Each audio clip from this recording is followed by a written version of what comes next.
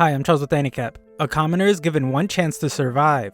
He tries to fight for his life, but he is just mocked for using his pitiful magic. In this world, lineage, talent, and diligence are the most important things to be a mage. Unfortunately for our protagonist, no amount of diligence can make up for a lack of talent. The guy in charge tells him that magic will never smile upon him, and he uses real magic to eliminate the poor guy. As his body gets roasted, our protagonist loves magic so much that he calls the spell used to end his life magnificent. He admires the magic that can be used by a noble, and he calls it beautiful. His one wish would be to have learned more about magic, even if he couldn't use it effectively. The poor magic lover dies, but wakes up soon after. He finds that he is surrounded by giants, and tries to defend himself with the fireball, but his hands are tiny. Surprisingly, his fireball attack works. Outside, a huge celebration is held, as it is announced that the Salem Kingdom's 7th prince has been born. Our protagonist has been reborn as Prince Lloyd, and everyone is in shock when they see how much damage the little baby's fireball did. Years later, Floyd has grown up a bit, and he hides from his maids. He is asked to go on a raid, but our boy is too busy trying to escape from these maids. The knights decide to just let him be, since unfortunately for Lloyd, he is much younger than his brothers, so that puts him out of contention for the crown. One of the knights doesn't think that gaining the kid's favor would be worth the effort, but the other knight explains just how wrong he is. Floyd is amazing since he could speak shortly after birth. He was reading spell books instead of picture books. Also, like a true gentleman, Lloyd refused to drink milk from the source. Most importantly though, this guy thinks that Lloyd might be the reincarnation of the great mage known as William Bardot. William is known as the father of sorcery, so this just sounds ridiculous. Lloyd confirms that he was reborn, but he was actually just a commoner in his past life.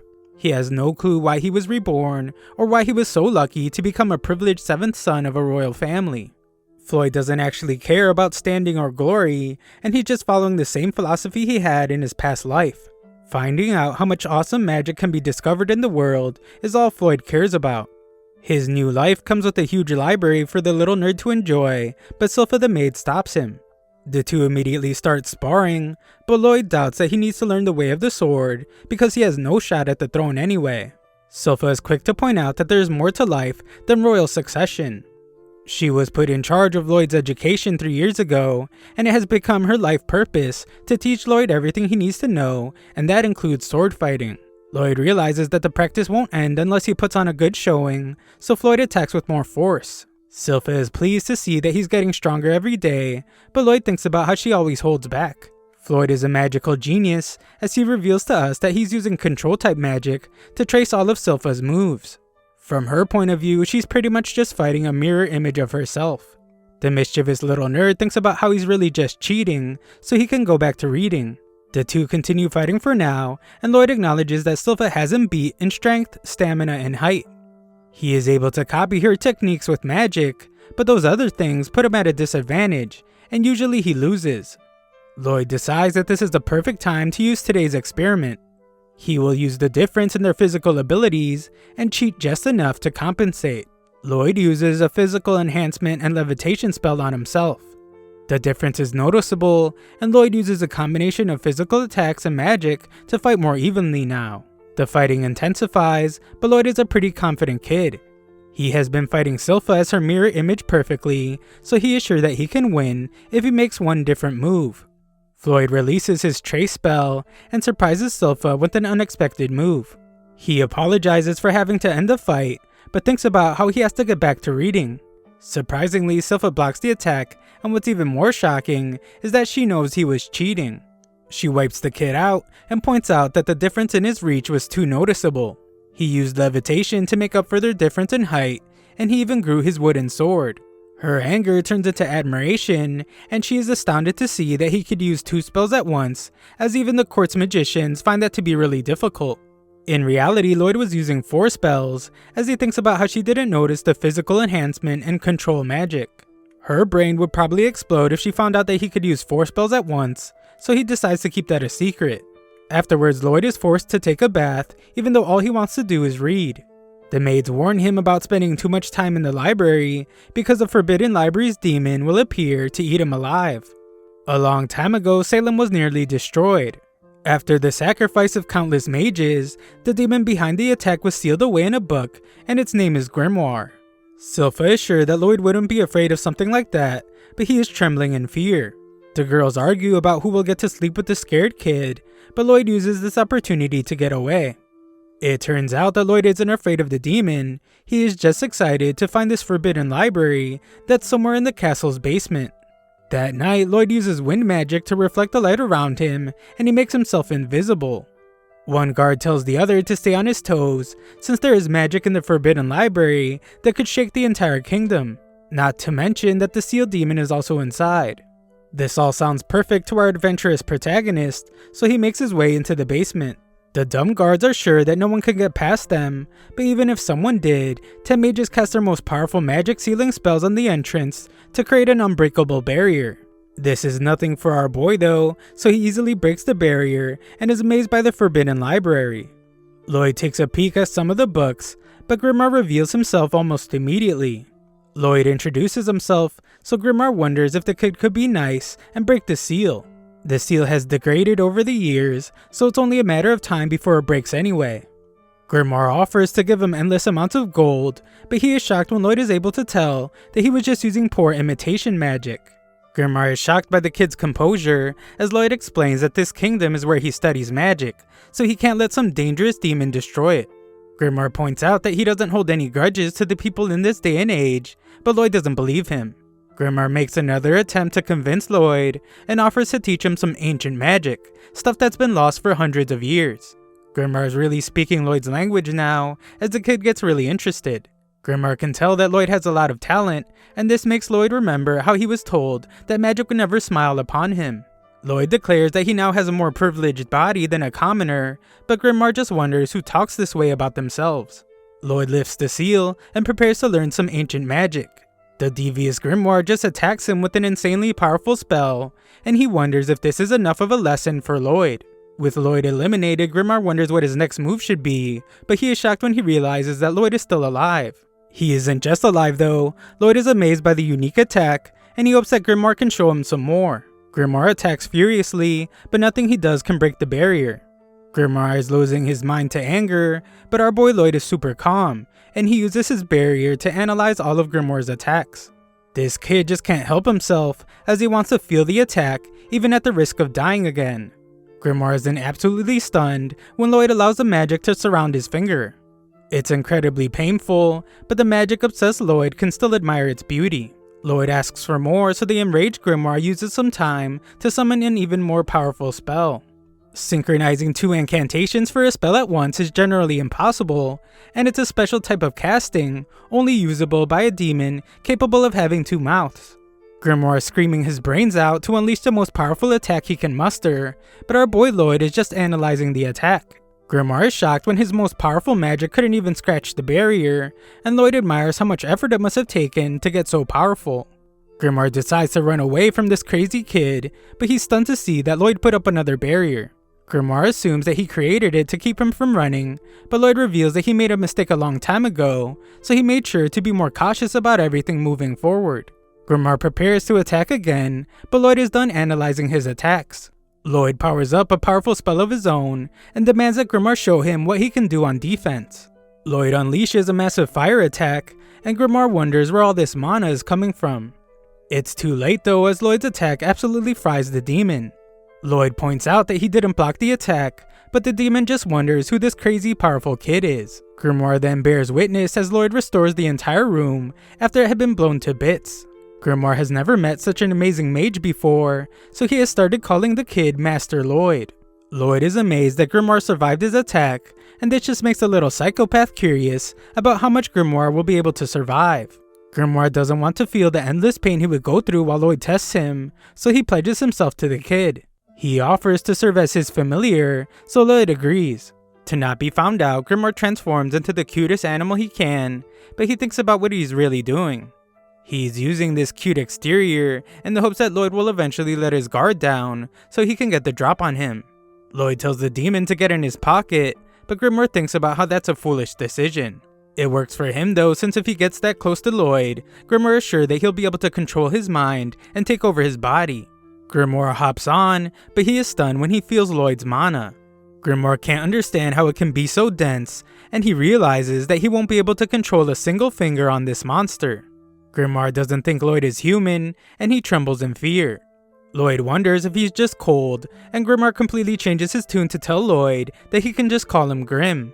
Grimoire decides to be obedient for the time being, and Lloyd happily runs off to start doing some reading. Sometime later, we watch as the noble prepares for his day and makes his way through the mansion. In the library, Grim warns Lloyd that someone is approaching. Lloyd tells him to hide, and we learn that this noble is Prince Albert. Albert gives a demonstration of his power and amazes everyone when he's able to hit a target perfectly with his magic. Albert is the second prince of the Salem Kingdom. He excels at everything so much that everyone believes he will be the one chosen to be the next king. Albert has permission to access facilities like this one, and sometimes he invites Lloyd to come along. Lloyd is not able to use much of his magic in the castle, so he appreciates it when Albert invites him to the range. Lloyd is up next to give a demonstration, but he's not interested in the throne. Therefore, he does not need to impress anyone. Besides that, if he showed his true power, he would be forced to get involved in the power struggle between princes. Lloyd hates that idea since all he wants to do is research sorcery and peace.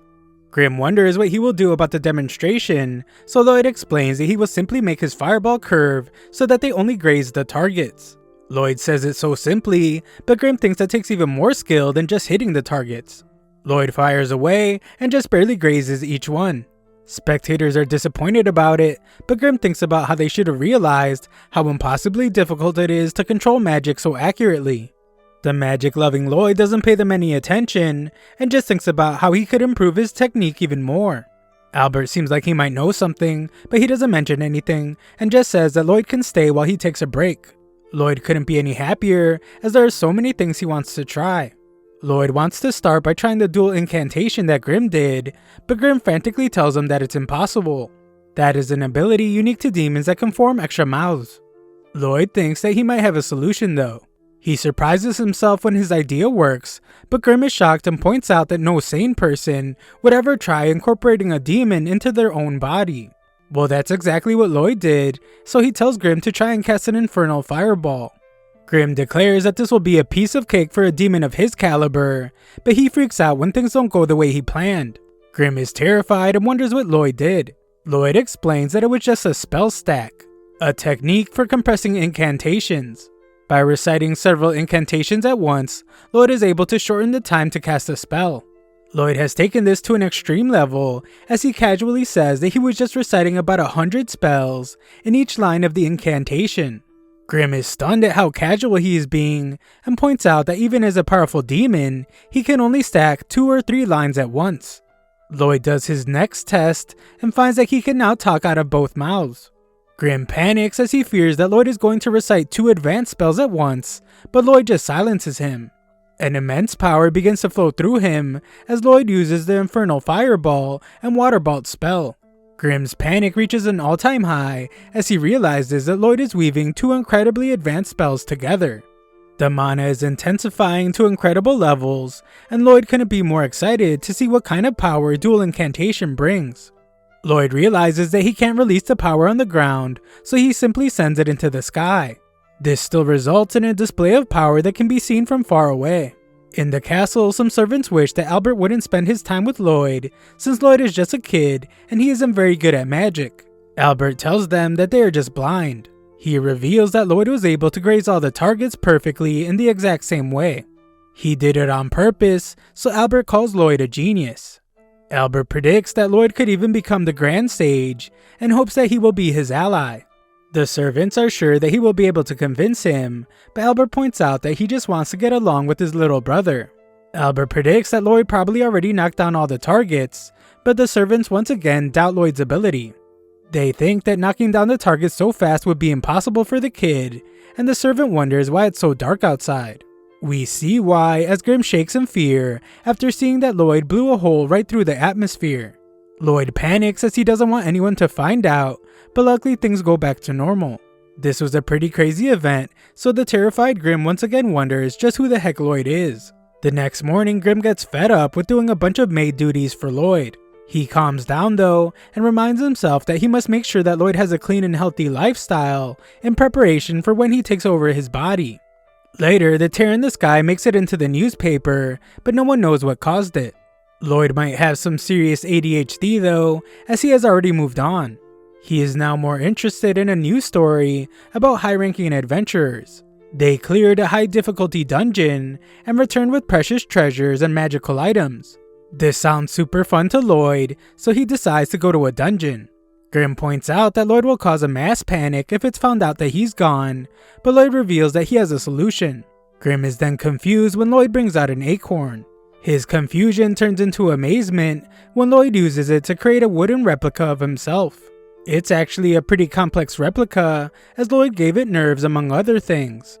That way, it not only looks like him, but it can also do simple movements on its own. This still isn't enough, as Lloyd points out that he would have done this sooner if it was sure to work. Unfortunately, it is not, since the real problem is Silpha. A look back shows just how much she obsesses over Lloyd, as she noticed that he grew 1/4 of a millimeter taller. This silly dancing dummy he just created won't be enough to fool her, but Lloyd has a new solution for that too. He heads outside and we see that he left Grimm in control of the replica while still being able to communicate with him through his hand. The maids adore how cute he is, but Grimm thinks about how crazy Lloyd is. Lloyd transferred Grimm's soul into the replica and incorporated his soulless body into his hand. Lloyd leaves the rest to Grimm, and Grimm admires how real the replica feels. Soon he realizes that Lloyd isn't there to stop him, and he gets some devious ideas in his mind. Just then, Lloyd tells him that he really enjoys having Grimm as his familiar, and this brings tears to his eyes. Lloyd wonders if something is wrong, but Grimm just tells him to just hurry up and finish with the dungeon. Lloyd realizes that he doesn't know where to find a dungeon, and Grimm notices that it looks like someone is being attacked nearby. This isn't the case though, as the seemingly helpless girl turns on her pursuers, and she absolutely destroys them. She demonstrates her amazing fighting abilities, and Grimm points out that she must be a martial artist. Lloyd has read about the breathing technique she is using. It allows a person to put an energy called ki into their body, granting them extreme strength. The girl is able to spot them somehow, but that's okay with Lloyd since he wants to learn more about her technique. He begins to panic though, when Grimm points out that she might recognize him as the 7th prince. His silence makes the girls think that he is an enemy, so the guys panic as he makes her way to them. Luckily, Lloyd manages to change his appearance just in time, and introduces himself as Loberto. Lloyd used a spell that allows him to transform into someone he has seen before. He used the newly learned dual incantation to combine his appearance with Albert's to create an original look. The girl introduces herself as Tao, and Lloyd worries that she might suspect something since she isn't turning around. It turns out that Tao is actually panicking because she thinks Loberto is a hottie. Tao has spent all 18 years of her life training. She eventually escaped the dojo and became an adventurer in search of romance. Unfortunately for her, this hasn't worked out, since most guys prefer frail priestesses. Her time has finally come though, so she vows to make Loberto her boyfriend. She looks pretty busy, so Lloyd decides not to ask her to clear a dungeon with him, but she jumps at the chance. When they enter a dungeon, Tao is eager to show him her fighting prowess, but our boy Lloyd is too busy obsessing over some glowing rocks. Tao is impressed by how much Lloyd knows about her breathing technique, and she explains that learning about ki begins and ends with breathing. Proper breathing fills your whole body with ki, and it allows a person to release a burst of superhuman strength. The problem is that it takes a lot of training to even start sensing the ki in one's body. That is why Tao recommends that Loberto spend his time finding the ki to her heart instead. Lloyd completely ignores the corny joke, and he shocks Tao when he's able to use a breathing technique. He explains that he just copied her, but she warns that if he's not used to it, he will feel like his lungs are burning. Lloyd is just as crazy as always though, and just keeps doing the technique. He surprises himself when he's able to feel the energy inside of him, and becomes excited when he realizes that he will be able to apply this power to sorcery. Tao decides that she will help him learn about ki, and instructs him not to stop the breathing technique until they leave the dungeon. Back home, Grimm thinks Lloyd is crazy because he has such a comfortable life, but he doesn't care for it. All he cares about is learning more about sorcery. Things are going pretty smoothly for Grimm, but he is shocked when Silpha makes an appearance. Back in the dungeon, Tao shows Loberto a ki blast, and uses it to defeat the dungeon boss. They are rewarded with a chest, but Tao explains that a dungeon that hasn't grown much won't have any good loot. As they look at the chest, Tao is amazed to see that Roberto has already learned the key breathing technique in such a short period of time. Tao realizes that she just hit the jackpot. If she can manage to get Roberto into a student-teacher affair, then her caretaker will have no choice but to accept him as her fiancé. Tao goes to open the chest, but Lloyd must rescue her as it had a deadly trap. A lich emerges from the chest, and Lloyd wonders if this is the real boss of the dungeon. Tao acts like this lich isn't a big deal, so she tells Roberto to leave the dungeon while she takes care of it, but he would like to watch her fight. The situation is actually much worse than Tao is making it seem, so she apologizes to our boy and forces him out of the dungeon.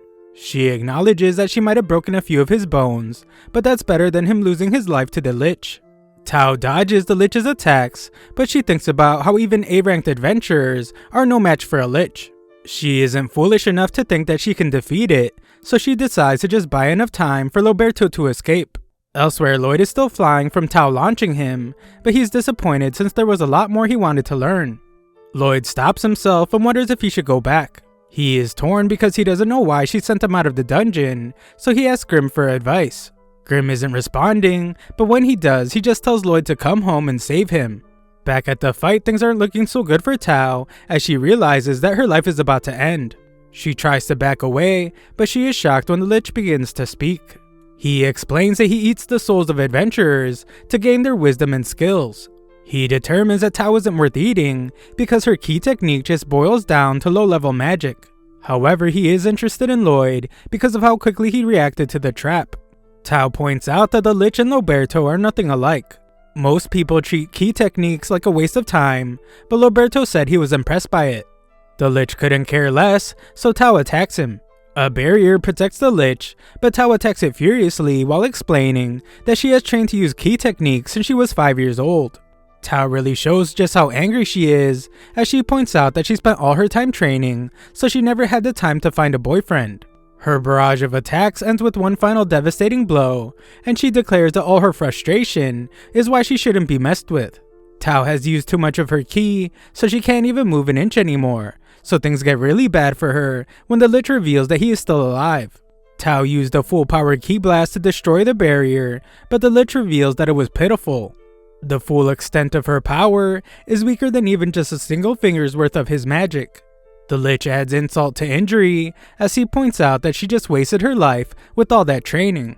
He uses a spell to crush her with a magic shard, but the lich is shocked when Lloyd rescues her. Lloyd explains that he will be taking over, but he doesn't have much time, so he will have to end the fight quickly. Tao has no clue what's going on as she asks Roberto what he's doing there, but she sees that he has gotten very serious. Lloyd instantly flies behind the lich, and Tao is shocked to see him use the breathing technique. The lich is just as surprised, but it's because Lloyd used an air class spell called Full Sprint that should be impossible to do without an incantation. The lich attacks him, but he's in disbelief at how strong Lloyd's barrier is. Lloyd doesn't even seem interested in this monster, as he is really just focusing on perfecting the combination of ki and mana. He hasn't achieved it yet, but he remembers how Tao told him to focus. Lloyd takes in even more air into his lungs as he focuses, and he speeds up that full sprint spell. The lich thinks Lloyd is trying to get away, so he attacks him, but Lloyd is actually just breathing in more air. His barrier is getting in the way, so Lloyd just gets rid of it, but the lich thinks he was able to shatter it. The dumb lich thinks he has the upper hand, so he goes in for the final blow, but Lloyd dodges it all. Tao is shocked as she realizes that the lich's attack didn't break the barrier. Roberto did it himself, so he could draw in even more air to use an even more powerful ki technique. Lloyd continues to dodge attacks while also molding together his ki and mana. Lloyd shocks everyone watching when he uses this new power, but Lloyd isn't satisfied with it. He makes a slight adjustment and laughs like a maniac as he unleashes a barrage of attacks on the lich. The psychopath demands that the lich not give up since he is having fun and there's a lot more stuff he wants to try out. The lich can't comprehend what's going on as he thought that Lloyd was just a mage. The kid isn't using any incantations though, and Lloyd's simple ki techniques are somehow matching the lich's sorcery. The lich takes some damage and realizes that Lloyd's techniques are actually overpowering him. Lloyd sharpens his attack even more, so the lich prepares to defend against it with the barrier, but it's no use. The attack slices right through the barrier and the lich, so Tao watches in amazement as Lloyd declares that he was able to figure it out. Afterwards, Tao is disappointed to see that they just got some old dagger for all their hard work, but Lloyd can tell that it's been bathed in mana. She still doesn't think that it's that great, so she lets Lloyd have it. Just then, Lloyd is startled when the ground begins to collapse, but Tao explains that dungeons fall apart after the boss is defeated and the treasure is taken. Lloyd is amazed as he thinks it's like a survival technique used by lizards who sacrifice their tails so they can survive. He realizes that the dungeons lie dormant in the ground until someone drops a magic item. The dungeon absorbs the item and slowly builds an actual dungeon around it. It then collects gear left by those that failed to clear it. Then when it senses that it's about to be cleared, it offers up one of the items it collected so it can survive. It's all so fascinating to him, but they're running out of time. Lloyd manages to pull the chest from the ground, and they escape just before the dungeon collapses. Lloyd marvels at the closed dungeon as it gathers its strength underground until it's able to become a dungeon again. Tao acknowledges that Loberto is an amazing mage, but she wonders why he chose to use a key technique at the end of the battle. She questions if it was for her sake, since the lich was mocking her. Unfortunately for her, Lloyd reveals that he just used it for fun. Just then, Lloyd prepares to leave as he remembers that he needs to rush home. Tao thinks about how the key technique Lloyd used is so advanced that she can't even use it, so she declares that she will train hard to become a fascinating girl for the next time they meet. Lloyd says that he will train hard too as he leaves, and Tao hopes to become the kind of girl who can catch his attention. Just then, she remembers that she doesn't know how to contact him, but it's too late. Lloyd arrives home shocked to see Grim in bad shape. Silpha took the fake Lloyd for training, but she was startled by how weak he had become, so she vowed to make him strong again. Grim now sobs as he didn't stand a chance at making it through the training. Grim is disappointed to see that Lloyd spent so much time away just for a crappy sword, but Lloyd explains that it's actually quite the treasure.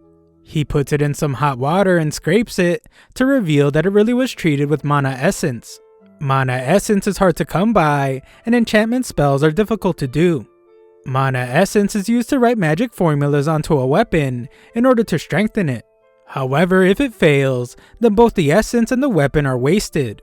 Since mana essence is so hard to find, Lloyd decides to analyze the ones he scraped out the knife so they can make some themselves. He uses a purification spell to reveal its components, which end up being oil, silver, and something called hematite. Hematite is made from powdering a monster's core, so it's pretty rare, but they can make some from the dungeon chest. All that's left is oil and silver. Lloyd's father gives him some silver coins, and he wonders what his son will buy with it. Lloyd and Grim then head to their hideout, where they melt the silver. Afterwards, Lloyd makes a bet with Silpha. If he manages to land an attack on her, then she will give him oil. Lloyd surprises her with some magic, and prepares to win the bet, but he loses track of her. Silpha reveals herself and wins the fight. She kindly still gives him the oil, since she is just glad that he isn't as weak as the other day. Grim spies on them, so he is insulted because that was actually him that she is calling weak. She shouldn't have been able to beat him even if he wasn't using magic, so he wonders just what kind of mage she is. Silpha then admires just how impressive Lloyd is at just 10 years old. He excels with the sword and with magic, so she predicts that he could become Knight Commander when he grows up.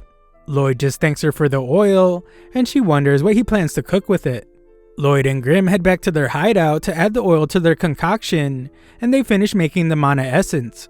Next up, he asks Albert for some weapons so he can test his enhancement magic. Albert thinks it's adorable how much Lloyd loves magic, so he asks his troops which one of them wants his adorable little brother to strengthen their weapon. They all eagerly offer their swords, but they only do it because Albert practically ordered them to. In reality, they're not too excited about it, since enchantment is so difficult that it rarely goes well. Even worse, Lloyd is just 10 years old, so the guys assume that he will just end up breaking all their weapons. Grim listens to how much they are doubting Lloyd, and he gets really upset. We then watch as Grim assists Lloyd, and angrily declares that they're going to enchant the heck out of the weapons and make them unstoppable. Lloyd then uses what they made to write the enchantment called Boost Power. Lloyd acts like a mad scientist, and Grim is shocked as Lloyd is applying 3 layers of boost power. This kid is a lunatic, as he's filling every tiny spot he can find with spell formulas. Of course, the sword breaks as the steel it's made from couldn't withstand the spells he was adding to it. Lloyd realizes that enchanting is really hard, but Grimm encourages him to keep trying. After several failures, Lloyd finally manages to get the hang of it. Afterwards, Lloyd returns to Albert with 50 of the 120 swords he was given. He apologizes for breaking 70 of them, but in reality he thinks about how he actually succeeded in enchanting 80 of them. The problem was that he tried to add even more spells to a few and ended up destroying them. Albert is in absolute disbelief, since even a first-rate enchanter only has a success rate of around 10%. It's so unbelievable that the troops don't think he was able to enchant the weapons at all. They just assume that he quit after ruining 70 weapons and is now returning the rest unenchanted.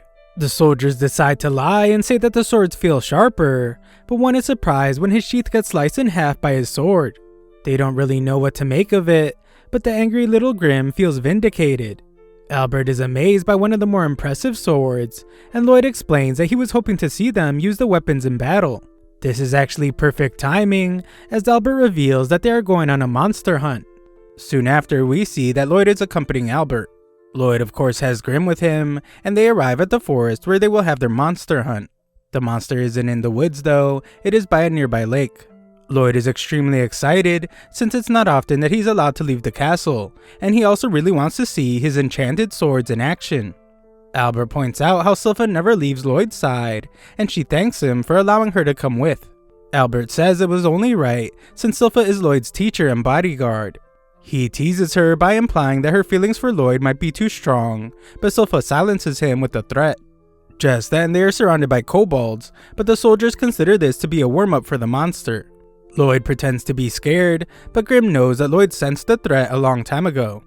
One of the key techniques Tao taught him is called spectral detection. By using key breathing, Lloyd is now able to sense his surroundings at all times.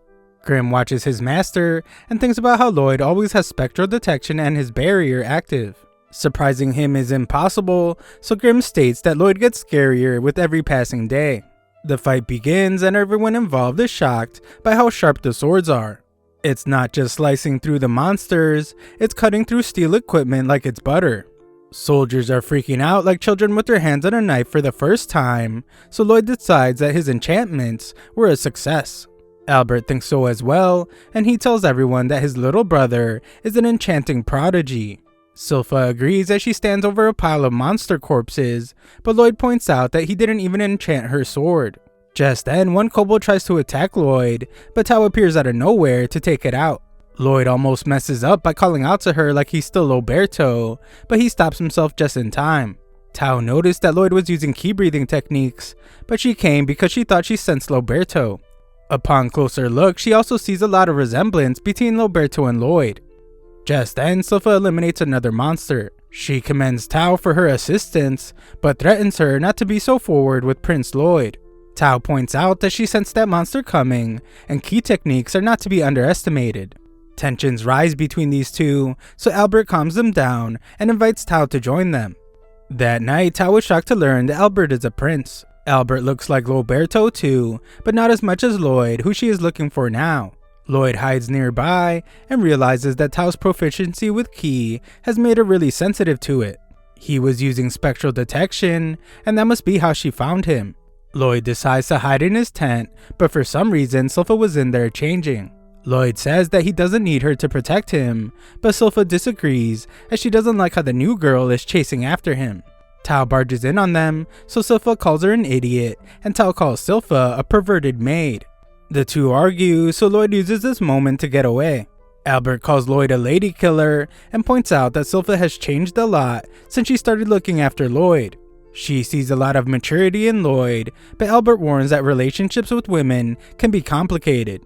Just then, the girls notice that the soldiers are watching them a little too closely. They knock them all out, so Lloyd hears Albert's message loud and clear. Tao explains that she was hired to clean up an old shrine, so Silpha tells her to hurry along.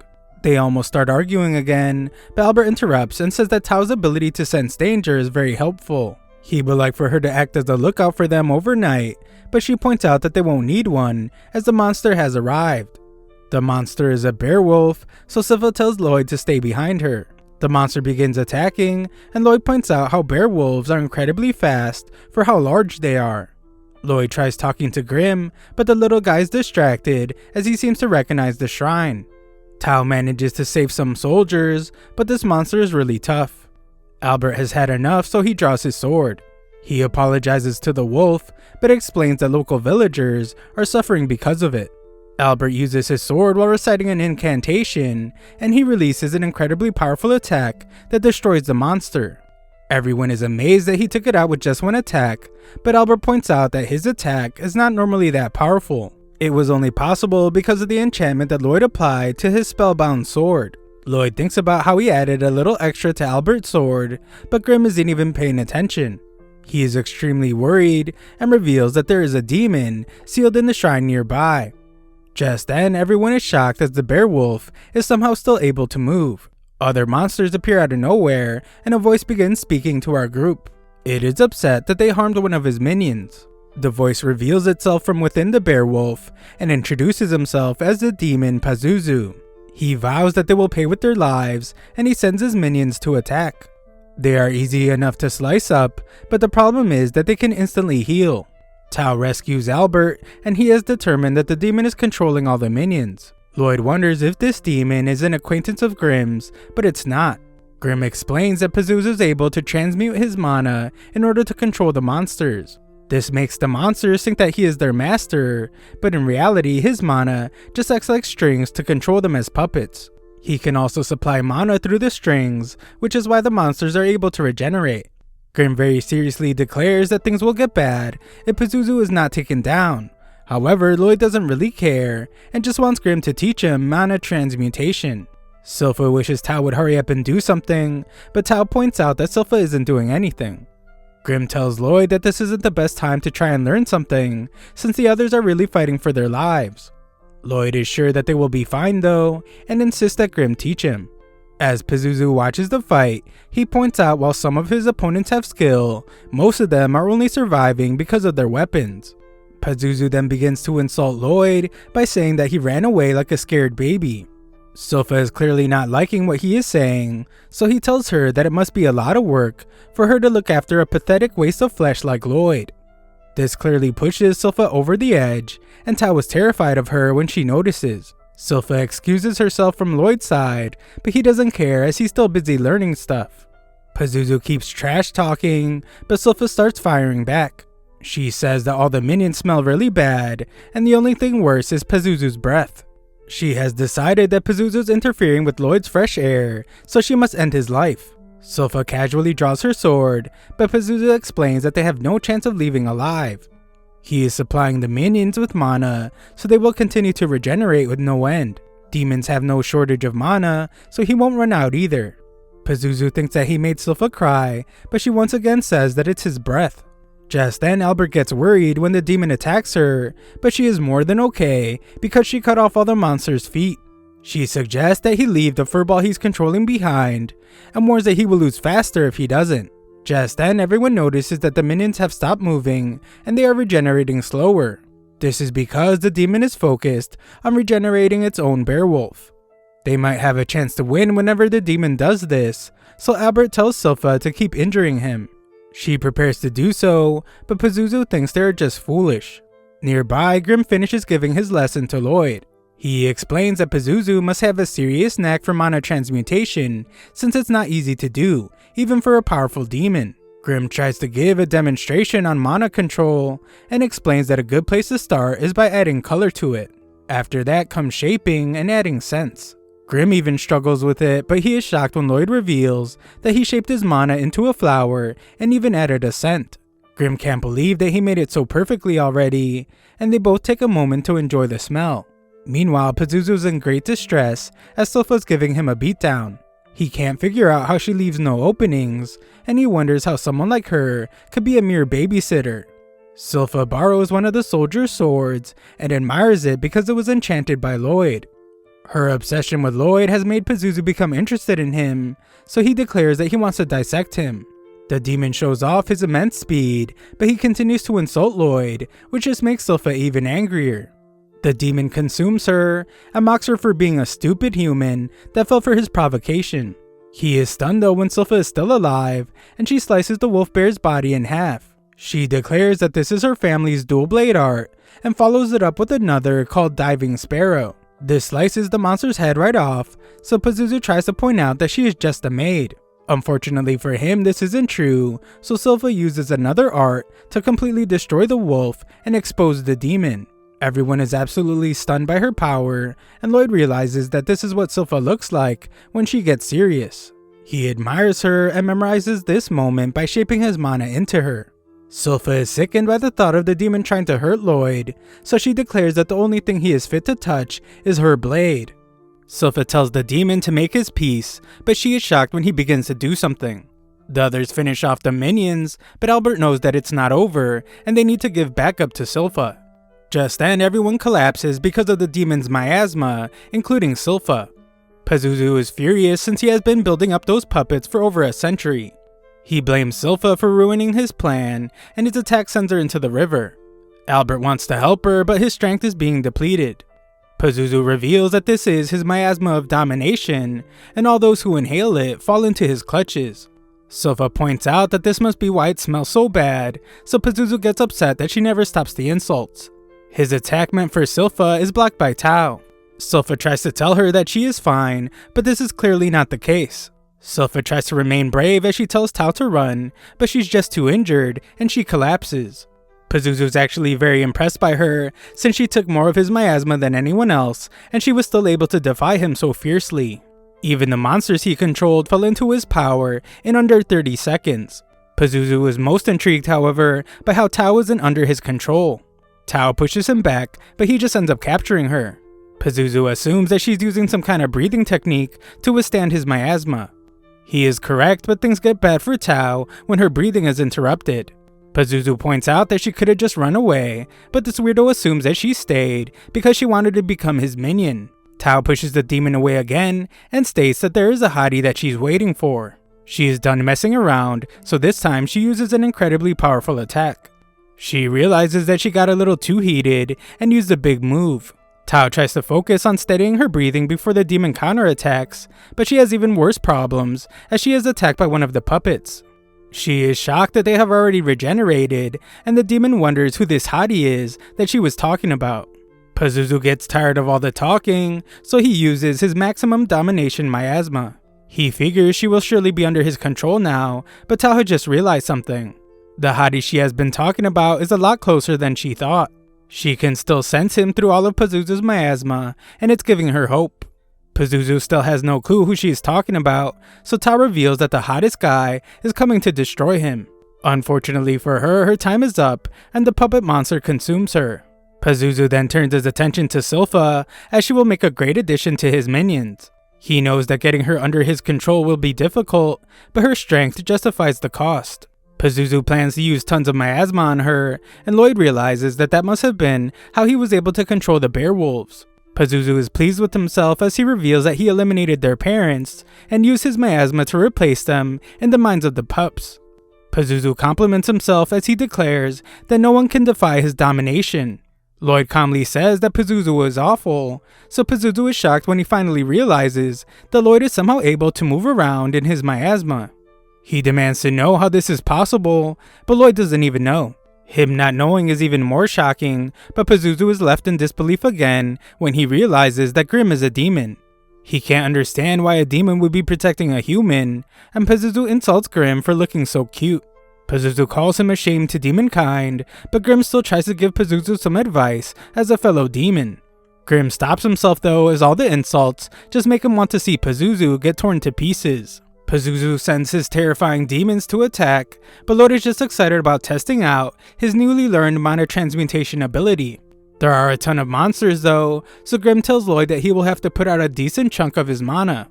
Lloyd decides on what the right amount is, and Grimm is amazed since he has always had a hard time adjusting his own mana output. Lloyd visualizes something gentle and warm, so Pazuzu is shocked when Lloyd easily takes away his influence over the bear wolves. Grimm calls them all pushovers, but Lloyd points out that he might have fallen under his mana's influence as well. Lloyd has one of the bear wolves spit out Tao, and he's glad to see that she is okay.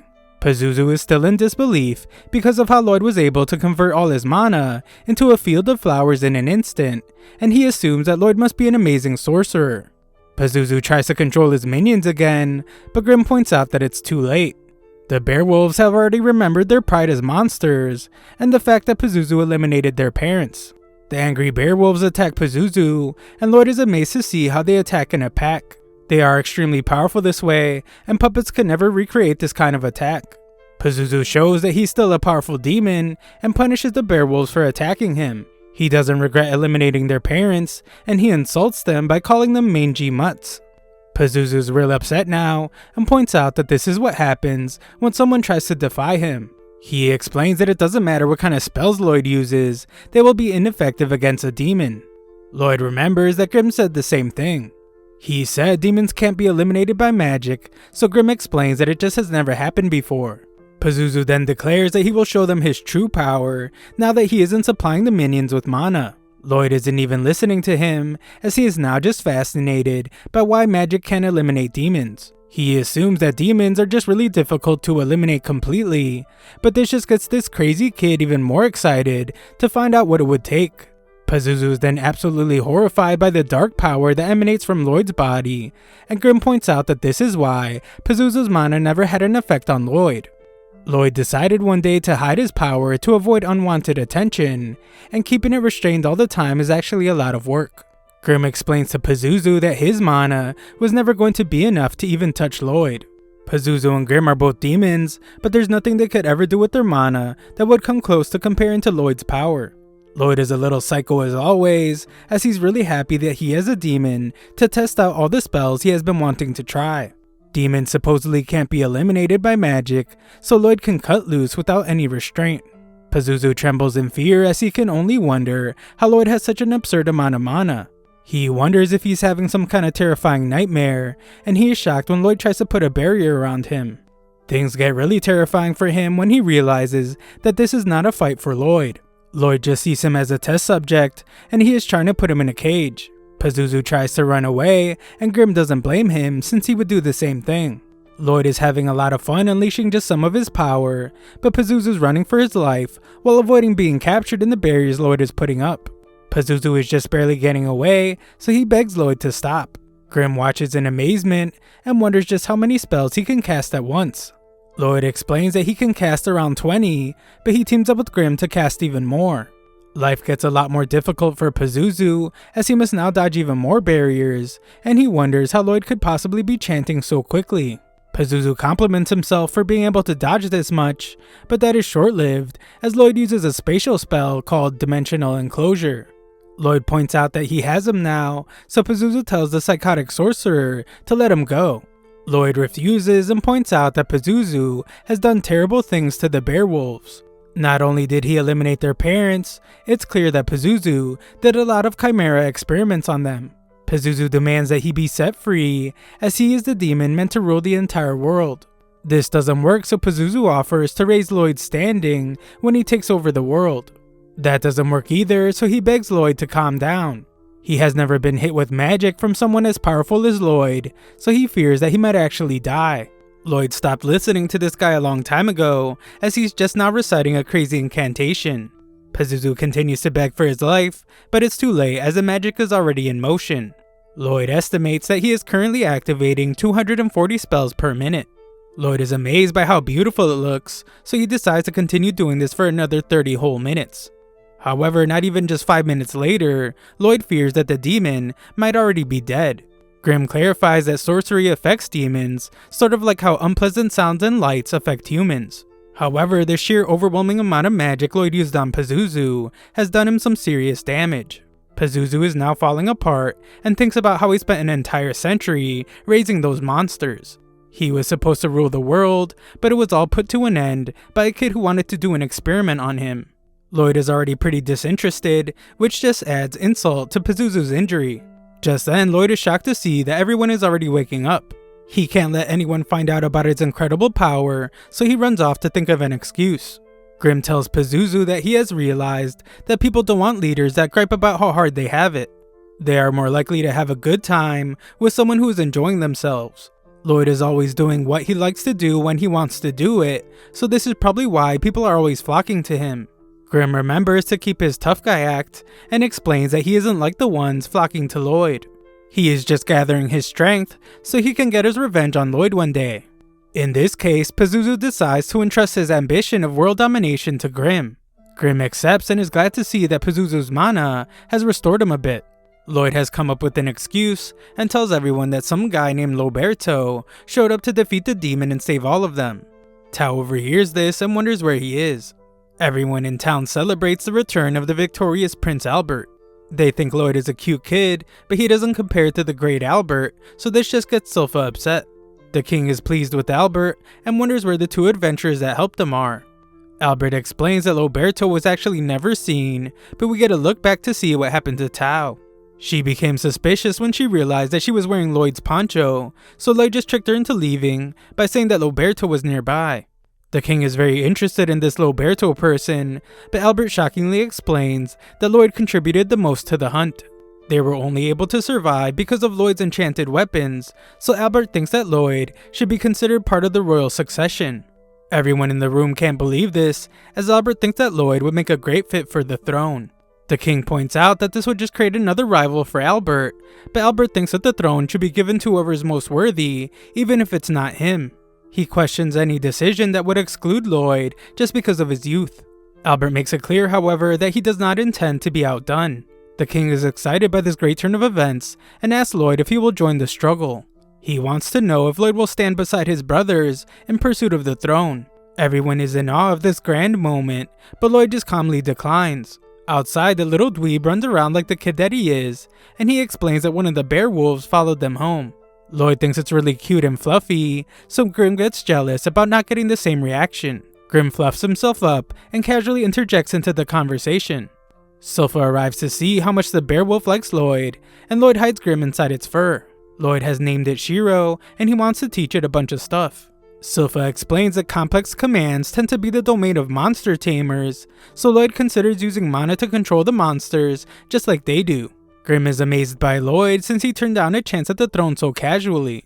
Lloyd always just cares about magic, and he is a true magic maniac. The king watches nearby and thinks that Lloyd rejected the offer because he is so modest. Albert doesn't think this is the reason though, as he believes that kingship is simply just too minor of a role for Lloyd. The king agrees and is excited to see what Lloyd's future holds.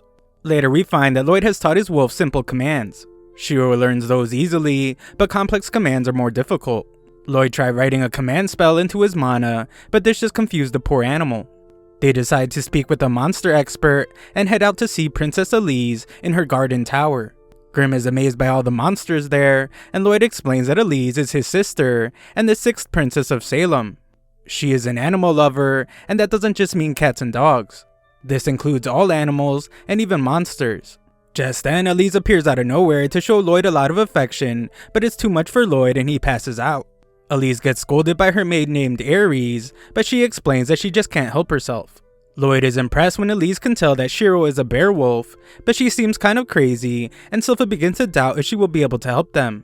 Lloyd wants to give her a chance, so he asks to see one of her monsters. He is then shocked when she reveals that she already called one. It's a lesser class Fenrir named Liru, and Grim is shocked since it's a higher level bear wolf. Lloyd can't believe that this monster was able to slip past his presence detection, but what's even more shocking is that Lloyd has no clue when Elise issued the command. The Fenrir knew to sneak up behind them, and it even took Silpha's headband. Clearly Elise gave it some complex orders, and she did it without even showing any indication. This excites Lloyd greatly, so he begs Elise to teach him how to speak to Shiro. Elise confidently explains that it won't be easy, but Lloyd prefers when things aren't simple. Elise agrees to teach him, but she shocks everyone when she reveals that the key to speaking to animals is love. She declares that love will help him understand any monster, and this is demonstrated when the animals in her tower go to hug her. Ares thinks it's pointless to try and learn from Elise since she is simply a prodigy, but Elise declares that anyone can learn. Elise gives another demonstration, but this time the animals go a bit overboard with everyone. Silpha is shocked to see that Lloyd seems to be taking an interest in love, and she imagines Lloyd asking her to teach him more. In reality though, Lloyd just realized that he was trying to issue orders to Shiro, but his sister wasn't giving her animals any commands. Instead, she was just sharing her will. When she spoke to them, Lloyd noticed that her mana was not coming out of her hands. Instead, it was flowing directly from her head to theirs. This means that she is able to subconsciously connect to animals with mana, giving them a direct vision of what she wants. Lloyd determines that instead of issuing orders, he will try to share a mental image of his will. Lloyd does just that, and everyone is amazed when Shiro does the trick that Lloyd was trying to teach him. Lloyd celebrates with Shiro, and Ares determines that he must be really gifted. The technique he used is exactly how monster tamers share their will. Sylpha is also impressed, but a bit disappointed that it didn't go how she thought it would. Elise is upset as she points out that it's supposed to be love, not complicated sharing will stuff. Lloyd explains that love actually plays a huge role in the technique. He goes even more in depth, which just makes everyone fall in love with him. Lloyd is glad that he finally figured out how to connect with monsters, and Sylpha declares that it's time he put that much effort into his sword training. Luckily for Lloyd, Albert appears as he needs to speak with the boy. The two argue about who will take Lloyd, and Albert explains that he wants to introduce him to someone. It's Lloyd's older brother, the fourth prince named Dion. Dion heard that Lloyd enchanted Albert's sword, but he shocks them when he explains that he finds that very hard to believe. For this reason, he has decided to find out if Lloyd is just full of it. Albert gives a little history about how Dion studied smithing abroad, which is why he's interested in enchanting. Dion has had enough of the chit-chat though, and he explains that he has everything ready to test Lloyd's enchanting ability. As Lloyd begins the process, Dion very much doubts that he will succeed. Enchantments are an advanced enough skill as it is, but Lloyd applying one to a spellbound sword like Albert's is just insane. That's beyond even what they could manage abroad. Dion predicts that he will have to teach Lloyd a lesson for lying, but he's absolutely stunned when Lloyd is finished. Albert doesn't blame Dion for his reaction, since even an amateur can tell that Lloyd's technique is completely unique. Dion is speechless as he can only wonder what kind of spell engraving Lloyd came up with. It has reinforced strength, reinforced elasticity, self-cleaning, and even self-repair. Dion's skepticism immediately turns to excitement as he realizes that Lloyd might be able to help him achieve his greatest dream. The dream to create the ultimate spellbound sword. Weapons enchanted the normal way just can't compare to what he has in mind. Dion wants them to engrave the spell onto the weapon while forging the steel. This will allow them to apply more advanced magic than normally possible. They will be able to create a super weapon that's only possible from an enchanter and smith working together. Dion reveals that he was always really into sorcery growing up, but it didn't work out because he had no talent for it. However, spellbound swords are awesome because anyone can swing one, and they can do cool magical type stuff. His goal is to turn their country into one where everyone can use magic by wielding spellbound swords. Lloyd doesn't care too much about any of that, but he's very interested in the production process. Lloyd agrees to help, so Dion explains that he wants to make a sword that shoots fire when it's swung. To do this, Lloyd recommends that they use the enchantment called Pyrolance Insinis. The problem is that its casting formula requires 14 parts, and a spellbound sword can only hold a max of 5. Lloyd's solution to this is to compress that formula into 2 parts. Lloyd compresses it and prepares to apply it to the steel that Dion is forging. The two of them are shocked though when just the application shatters the steel. Lloyd tries to brainstorm some solutions, but the steel keeps breaking. Lloyd feels bad after wasting so much mana essence, but he can't figure out what's wrong. Just then, Grim notices something about the mana essence and brings it to Lloyd's attention. Dion encourages Lloyd to keep trying since he got a ton of mana essence for cheap anyway. Lloyd purifies the mana essence to find that it barely has any hematite in it. Enchanting spellbound swords requires a much higher concentration of hematite, but this stuff is made from monster cores and it's pretty rare. Dion doesn't have any, so Lloyd figures he will have to sneak out to hunt monsters in a dungeon again. Just then, Sylpha comes up with the idea herself for them to go to a dungeon. Lloyd points out that a prince like him isn't allowed, but Sylpha explains that the king changed his mind after the monster hunt incident. He now thinks that Lloyd should broaden his horizons by seeing the wider world. To start this journey, they head to the Adventurers Guild so Lloyd can register as an adventurer. The receptionist is Katarina, and she has Lloyd fill out some paperwork before touching a crystal ball that will gauge his strength and set his adventure rank. Lloyd is familiar with crystal balls to measure ability, since he used one when he enrolled at the Magic Academy in his past life. However, these are under much different circumstances. Lloyd is sure that it will explode if he uses his full power, and that would draw too much attention. To avoid this, Lloyd focuses really hard on suppressing his mana, even more than usual. He just keeps shrinking it down to the level of a flea. When he eventually touches the crystal ball, he gets laughed at for receiving an overall rating of E. Katarina isn't laughing though, as she is shocked to see that Lloyd's magic rating is an A. That's comparable to an experienced sorcerer, which disappoints Lloyd since he thought he compressed his mana down to 1%. Katarina then declares that Lloyd is the most promising new adventurer since the one known as the Silver Blader. The other adventurers get furious though to hear her compare the two. The legendary Silver Blader tore through countless dungeons like a demon, but suddenly disappeared.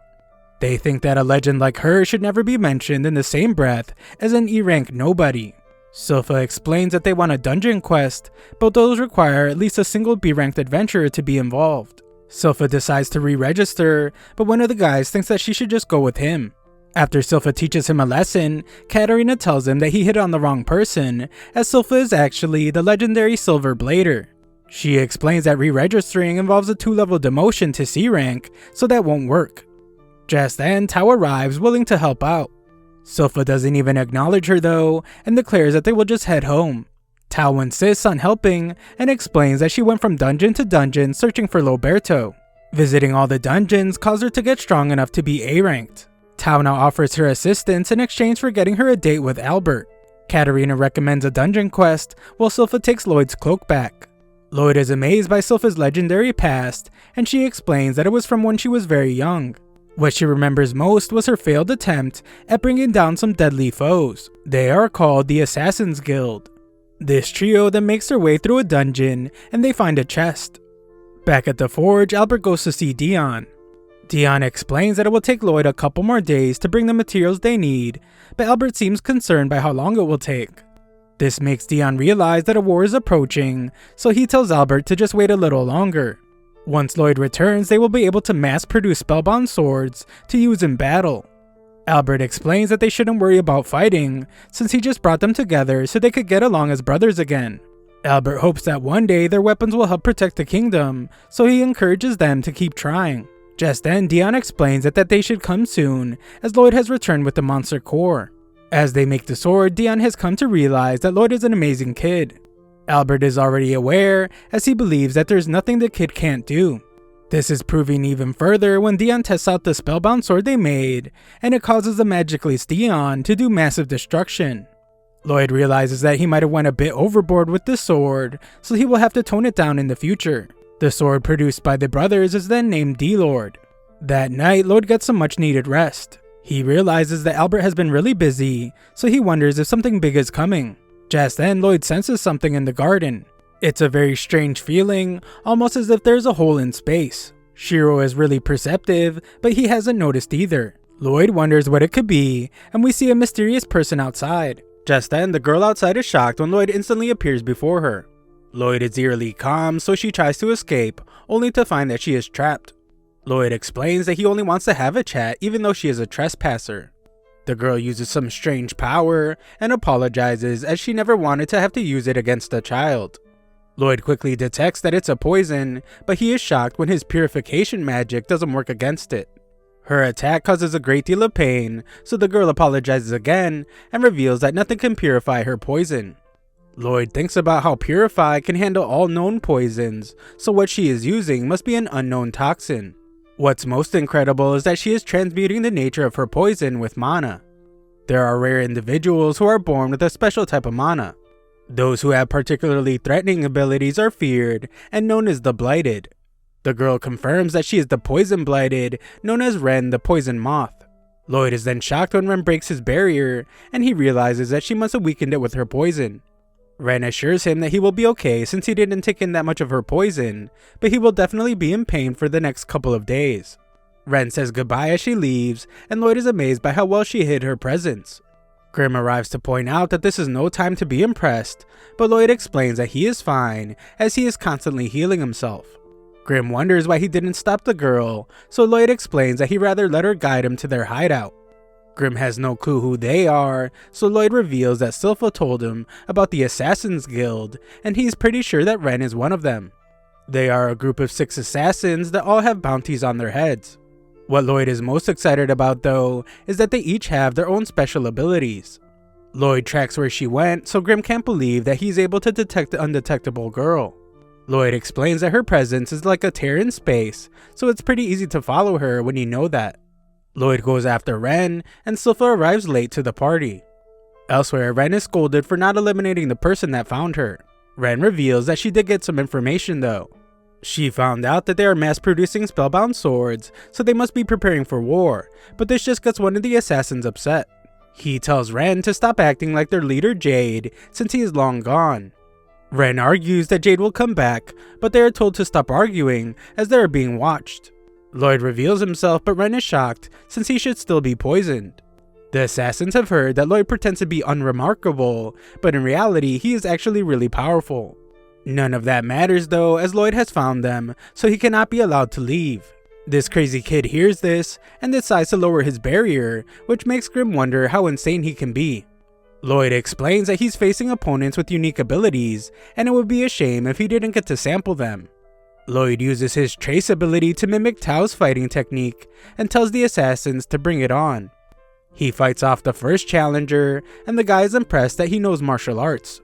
Lloyd can tell that this guy's really flexible, and the assassin reveals that he can even twist his entire body enough to fit through the tiniest spaces. This is just like a rodent, so he is the warp-blighted, known as Babylon the Giant Rat. Lloyd is in awe as this guy's body is as unique as it gets, but there's no time for admiration as someone sneaks up behind Lloyd. The guy says the word sink, and Lloyd is stunned when his body becomes really heavy. The guy's name is Crow the Dark Raptor, and the mana in his words makes him the Cursed Blighted. The big guy attacks next, but Crow is then the one to be shocked as Lloyd uses brute strength to overcome his curse. Lloyd gets caught in a trap, so the big guy introduces himself as Galil the Spider. He is the Web Blighted, as he can transmute the mana around his body into a sticky substance. Lloyd manages to break free and admires how their abilities are just as unique as the rumors say. He is then attacked by some girl, but Lloyd dodges her attacks easily. Just then, this crazy girl stabs herself in the leg, and Lloyd somehow takes damage on his leg. The girl reveals that she is Talia, the 100 Pains, and she is able to share damage with anyone she sees. She is the Pain Blighted, and Lloyd can only wonder how her ability works. The introductions are over, and Talia is glad to see that she was able to teach Lloyd what fear is. She is shocked though when Lloyd reveals that he is not afraid. What's even more surprising though is that Lloyd was able to heal both their stab wounds instantly, even though they pierced all the way through. This kid really shows how crazy he is, as he begins to wonder what will happen if he injures Talia. Healing himself healed her, so he wonders if any damage he does to her will be reflected back to him. Lloyd uses enhancement magic to make blades from some torn cloth, and uses trace to mimic Silpha's fighting technique. The little psycho now tells the assassins to get ready, as he wants to see how well they can defend. The assassins realize that he looks just like a swordswoman that traumatized them before, and they become terrified. Lloyd begins his attack, and the assassins are shocked to see how proficient he is with both swords and martial arts. What makes it even more hard to believe is that they heard that Lloyd was just a magic prodigy. Lloyd nearly slices Babylon in half, but he is impressed when the giant rat relaxes his body at the moment of impact to disperse the damage. The other assassins try to team up against Lloyd, but they just end up hurting each other. Lloyd unleashes an attack on Babylon, and it's so fast that Babylon can't say the word stop to force Lloyd to stop. Lloyd then uses a twin sparrow attack, and Babylon can only say the word ball. Lloyd wonders if he would have went bald if Babylon said the word, but he's glad that he didn't find out. Galil wants to get revenge, but his web sticks to everything, and he puts Talia in an awkward spot. Lloyd attacks Talia next, but she reveals that if he does damage to her, then he will also take damage. She assumes that he will back down, so she is shocked when Lloyd is actually excited to experience what that would feel like. Lloyd sends her flying, causing massive damage to both of them, but Lloyd is just glad that it worked. The big guy then captures him in his webs, but Lloyd slips out of his gloves and unleashes a massive thunder punch. Lloyd is bleeding at the mouth from this point, so he looks even crazier when he tells Ren to show him her poison again. Galil tells him not to force her because she can't control her poison mana that well, and if she uses it, they will all get caught in it. Lloyd realizes that none of them really seem to be able to control their powers that well, and Galil confirms this. He explains that if they were able to control them, then they might not have been forced to become outlaws. In his rage, Galil attacks Lloyd, but Lloyd easily stops him. Ren tries to rescue Galil as he screams in agony, but Lloyd stops her too. She's determined to get revenge for what Lloyd did to Galil, but Galil reveals that he is fine. In fact, he is better than fine, as his mana seems to be under control for some reason. Everyone is then shocked when Lloyd reveals that he engraved the spell directly onto Galil's back so he can control his power. Lloyd admits to never engraving a spell onto a person's body before, but he's glad that it worked. Galil breaks down as the curse is finally over, but Lloyd points out that it's better than that, as he can now control his mana at will. The others watch in shock, so Lloyd tells them that it's their turn. Lloyd engraves them as well, and they are relieved to finally be able to control their mana. Crow is next to break down in tears, as it's been so long since he could talk normally. Everyone celebrates, but Ren pretends like she doesn't care. She says that she is crying for a different reason, but she can't hide the fact that she is happy about finally being able to wear whatever she wants, as her poison won't destroy her clothes anymore. Lloyd is glad that everything seems to be working out, but Ren doesn't like it when Lloyd is allowed to become one of them. The others point out that they owe the world to him, and they insist that she just get ready for the welcoming party. Ren tries to point out that he mass-produced weapons of war and snuck into an assassin's den. She thinks he's too crazy to join them, but Grim explains that Lloyd just did those things for fun. Lloyd wants to see what they can do with their powers now that they can control them, but Galil thinks they owe him an explanation first. Lloyd says it's okay, but they want to tell him their backstory. Lloyd tries to tell them that they really don't have to, but they insist. Lloyd isn't really interested about the history of the Assassin's Guild, but that all changes when Galil talks about their leader. Their leader is the Phantom Blighted, and he has the power of teleportation. He is called Jade the Shadow Wolf. A look into the past shows Jade returning to their hideout after his ability teleported him somewhere randomly and against his own will. It's a terrible curse, and Jade's Blighted might be the worst of all. That day, Jade decided that they would become the Assassin's Guild. The plan was to take shady jobs that the Adventurers Guild never got around to doing. They would then leave their Assassin's Guild emblem, which is a coin, at the scene so people would know that their existence was contributing to world peace. The idea was to do this so that one day, they would not have to hide anymore, and they could live in the bright of day. Galil continues with his story, but Lloyd wishes he would just talk more about the teleportation ability. Galil explains that just when things were starting to look hopeful, they heard that the Lord of Lordist was preparing for war. And that is when something happened to Jade. Just then, everyone is shocked as an envelope appears out of nowhere.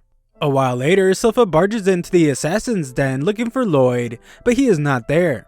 She can still smell his scent, and she notices that a note was left behind. The note is from Lloyd, and he explains that he went to visit the Lord of Lordist with the Assassin's Guild. Albert shakes in utter fear as he reads the letter and wonders how this could have happened.